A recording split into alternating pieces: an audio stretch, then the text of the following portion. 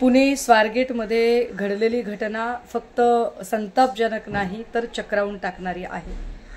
पुण्यामध्ये गेली अनेक वर्ष मी वावरते। 15 वर्षांपूर्वीचं पुणे आणि आत्ताचं पुणे यात प्रचंड फरक जाणवत आहे।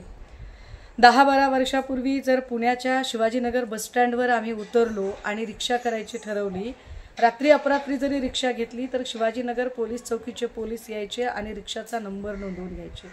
आपण सुरक्षितपणे घरी पोहोचू ही महिलांना हमी होती। मात्र ते वातावरण हळूहळू बदलत चाललंय। पुण्यातली कायदे सुव्यवस्थेची पकड अत्यंत सैल होत चाललेली आहे। पोलिसांचा धाक नावाची गोष्ट तर आता काही उरलेलीच नाहीये।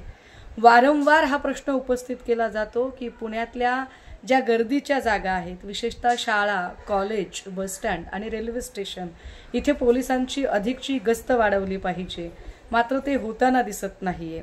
आजची घटना फक्त गंभीर नाही तर पुण्याच्या संस्कृतीला न शोभणारी आहे।